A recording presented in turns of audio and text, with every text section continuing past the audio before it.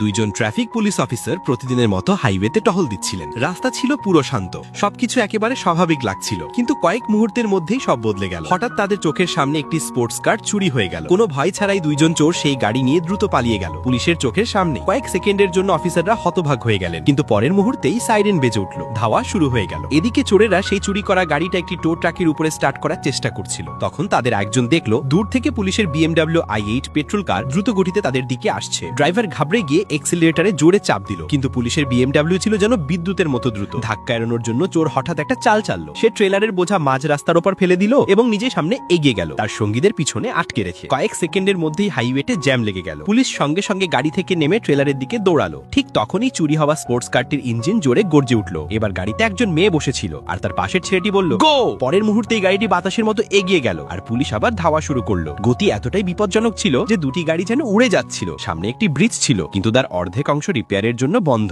পিছনে পুলিশ, সামনে dead and. ঠিক তখনই ছেলেটি নিচ দিয়ে যাচ্ছিল, একটি কার্গো শিপের শব্দ শুনলো। এক সেকেন্ডও দেরি না করে সে সিদ্ধান্ত নিয়ে ফেললো। সে গাড়িটিকে রিভার্স করলো, ব্রেক চাপলো, তারপর পুরো শক্তিতেই সামনে বাড়ালো। স্পিড এত প্রবল ছিল যে মাটিও যেন কেঁপে ওঠে। সবাই ভাবলো গাড়িটি ব্যারিকেডে ধাক্কা খাবে, কিন্তু শেষ মুহূর্তে সে স্টিয়ারিং ঘুরিয়ে দিল। গাড়িটি রেলিং ভেঙে শূন্যে ঘুরিয়ে গেল এবং নিচে চলতে থাকা কার্গো শিপের ডেকে নিখুঁতভাবে ল্যান্ড করলো। উপরে দাঁড়ানো সবাই হতবাক হয়ে গেল। ব্রিজে দাঁড়িয়ে থাকা পুলিশ অফিসার হালকা করে হাসলেন, সানগ্লাস ঠিক করলেন, আর তার সঙ্গীত চিৎকার উপেক্ষা করে তিনিও লাফ দিলেন। তিনি সোজা শিপের উপর এসে পড়লেন ঠিক সেই চোরটার সামনে। ড্রাইভার মুহূর্তেই সাদা হয়ে গেল। সে ভাবতেই পারিনি পুলিশ এমন ঝুঁকি নেবে। সে তাড়াতাড়ি স্টিয়ারিং ঘুরিয়ে ইউটার্ন নিল। সামনে থাকা বিল্ডিং গুলোর দিকে তাকাতে সে একটি র্যাম্প দেখতে পেল। সে এক্সিলারেটর পুরো চাপিয়ে দিল। গাড়িটি লাফ দিয়ে শূন্যে ঘুরলো এবং রাস্তার অন্য পাশে নিখুঁতভাবে ল্যান্ড করলো। কিন্তু পুলিশ অফিসার হার মানার পাত্র ছিলেন না। তিনিও একটি কাজ করলেন, র্যাম্পে গাড়ি তুললেন এবং উড়ে পার হওয়ার চেষ্টা করলেন। কিন্তু এবার তার গাড়ি সোজা দেয়ালে গিয়ে ধাক্কা খেলো এবং সেখানেই আটকে গেল। তাহলে বলুন বন্ধুরা, আপনি যদি সেই পুলিশ অফিসারের জায়গায় থাকতেন, আপনিও কি এত বড় লাফ দিতেন?